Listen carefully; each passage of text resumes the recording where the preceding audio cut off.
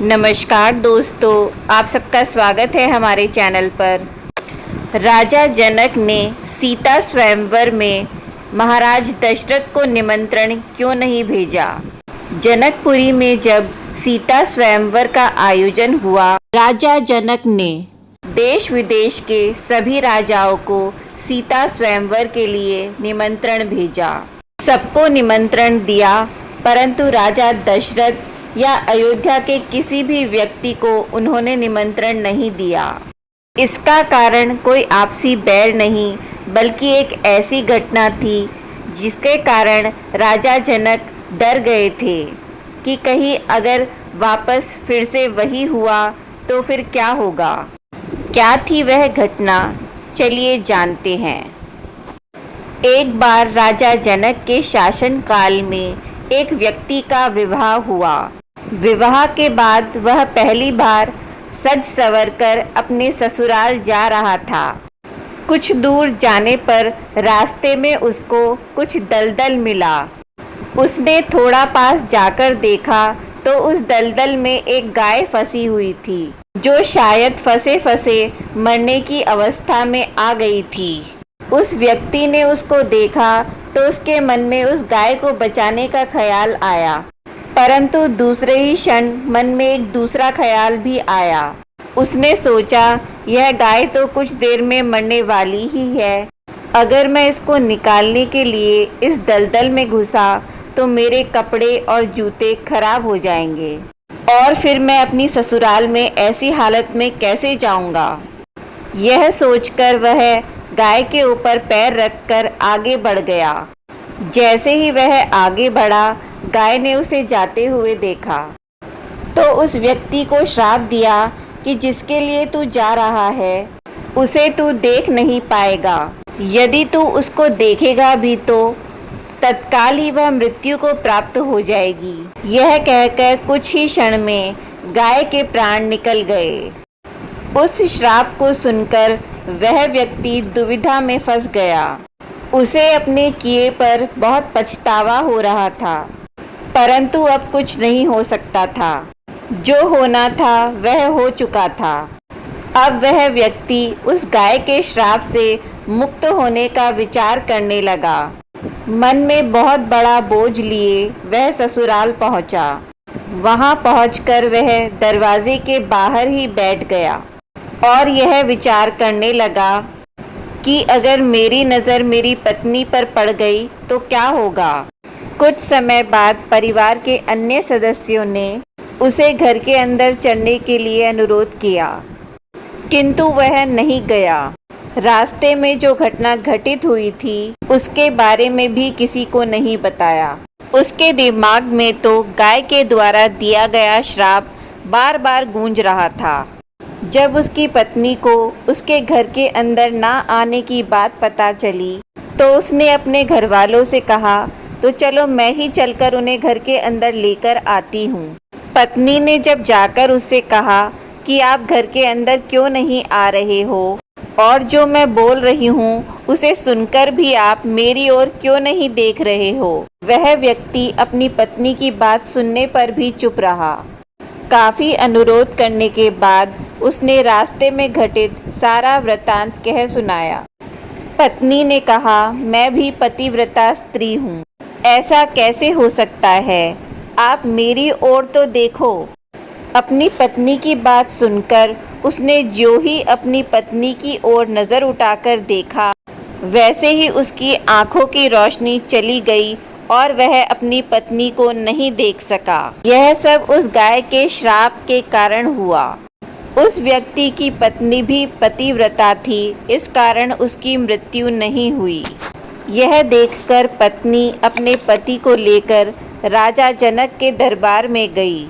वहां जाकर उसने सारा वृतांत कह सुनाया। राजा जनक ने राज्य के सभी विद्वानों को बुलाकर समस्या बताई। उन्होंने अपने बैठे दरबार में ब्राह्मणों को कहा, हे ब्राह्मण देव, अगर कोई आपके पास गौ श्राप से निवृत्त कोई उपाय हो तो कृपया करके हमें बताइए। सभी विद्वानों ने आपस में विचार करके एक उपाय बताया। कि यदि कोई पतिव्रता स्त्री छलनी में गंगा जल लाकर उस जल के छींटे उस व्यक्ति की दोनों आँखों पर मारे तो इस गौ श्राप से मुक्ति मिल सकती है तथा इसकी आँखों की रोशनी पुनः लौट सकती है। राजा ने पहले अपने महल के अंदर की रानियों सहित सभी स्त्रियों से पूछा तो राजा को सभी के पतिव्रता होने के विषय में संदेह की सूचना मिली। ऐसा सुनकर राजा जनक चिंतित हो गए। तब उन्होंने आसपास के सभी राजाओं को सूचना पहुंचाई। उन्होंने उन्हें संदेश में कहा कि अगर उनके राज्य में कोई पतिव्रता स्त्री है तो उसे ससम्मान हमारे महल में भेजा जाए। जब यह सूचना अयोध्या के राजा दशरथ को मिली तो उन्होंने पहले अपनी सभी रानियों से पूछा। प्रत्येक रानी का यही उत्तर था कि आप राज्य की किसी भी स्त्री से जाकर पूछ लीजिए, चाहे वो झाड़ू लगाने वाली ही क्यों न हो, इस राज्य की सभी स्त्रियां पतिव्रता ही मिलेंगी। इस समय राजा दशरथ को अपने राज्य की सभी महिलाओं पर बहुत आश्चर्य हुआ और उन्होंने अपने राज्य की सबसे निम्न माने जाने वाली सफाई करने वाली को बुलाया और उन्होंने उस महिला से उससे पतिव्रता होने के बारे में सम्मान पूर्वक पूछा तो उस महिला ने स्वीकृति में सिर हिला दिया।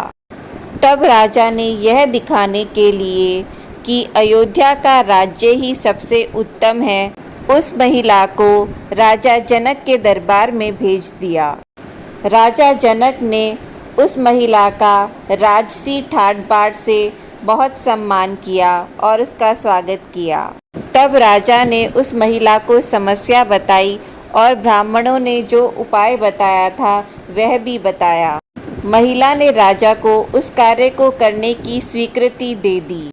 अगले दिन महिला गंगा किनारे छलनी लेकर गई।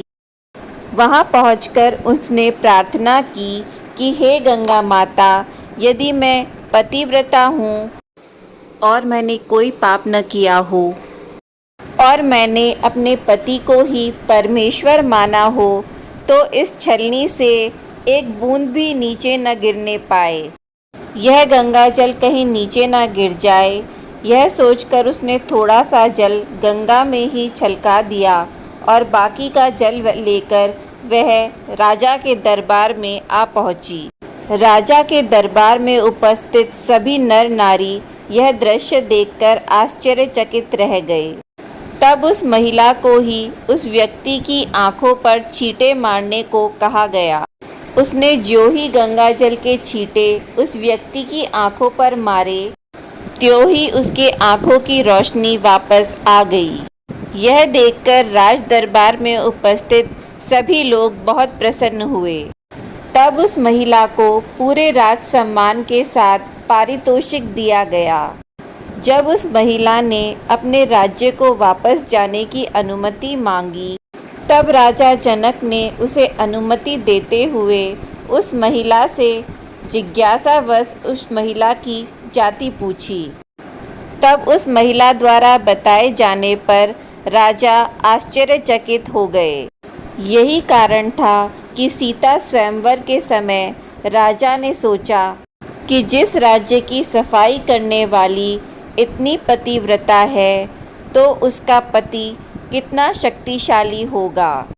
यदि राजा दशरथ ने उसी प्रकार किसी निम्न श्रेणी के व्यक्ति को सीता स्वयंवर में भेज दिया और उसने धनुष को संधान लिया तो फिर क्या होगा।